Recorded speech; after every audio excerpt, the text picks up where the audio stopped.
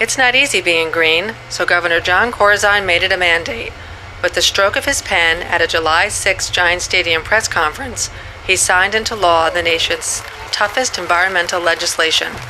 The Global Warming Response Act mandates a 20% reduction in greenhouse emissions by the year 2020 and an 80% reduction by 2050. Former Vice President Al Gore was on hand to show his support for the state's law, and he vowed the Garden State would be mentioned as a positive example as he tours the world about the importance of global warming. You know, I travel all around the world trying to raise awareness about global warming. And as you can imagine, in lots of other countries, there are people who are concerned, also puzzled about why the United States of America, the nation they want to lead the world and the nation that people all around the world look to for moral leadership, there are a lot of folks around the world who are kind of puzzled as to why we have been bringing up the rear and even pulling in the wrong direction. And of course there are reasons for that, and we're going to work through this. But in order to inspire hope and to build the enthusiasm that's necessary to get this crisis solved, it's great to be able to tell them in every country that, yes, what you've read about the national government not doing the right thing yet is true, but you need to know that state governments are beginning to take the lead, and cities are beginning to take the lead, and citizens of this country are beginning to take the lead. And from now on, when I give my slideshow around the world, I'm going to include New Jersey prominently in that list and talk about this legislation. That if we don't step up, who will? If we don't make these choices, who will? And I congratulate you, and we have only just begun. We have a vital, ongoing process and struggle ahead of us, and we'll work together. The bill was sponsored in the Assembly by Assemblypersons Linda Stender, Valerie Veneri Huddle, Reed Gusakora, Linda Greenstein, and John McEwen. Sponsored in the Senate by Senators Barbara Buono, Thomas H. Kane Jr., and Bob Smith.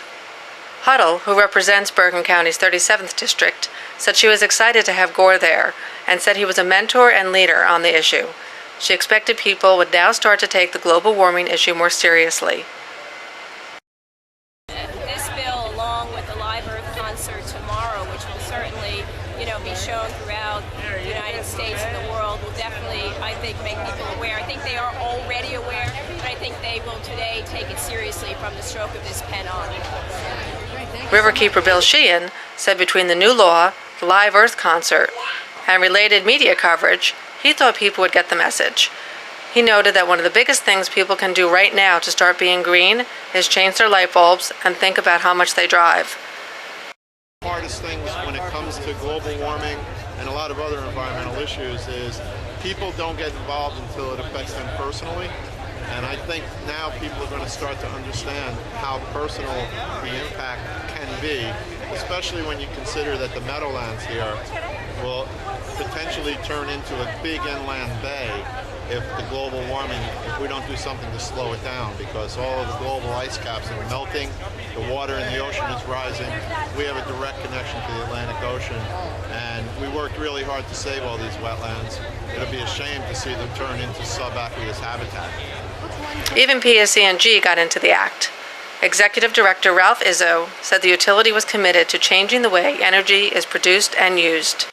Through this landmark global warming legislation, New Jersey demonstrates its commitment by providing a blueprint for achieving measurable reductions in greenhouse gas emissions. This legislation indeed sets a high standard for other states, the U.S. Congress, and for other countries around the globe to follow. With its rich intellectual capital and inventiveness, New Jersey has the opportunity to be a laboratory of innovation in forging the energy economy of the future. Corporations, philanthropic institutions, government leaders must all band together and act creatively to bring about fundamental changes in the way in which we operate our businesses and organizations. For more information, see our July 12th newspaper edition. Or check Leader Newspapers online at leadernewspapers.net. This is Cindy Capitati reporting.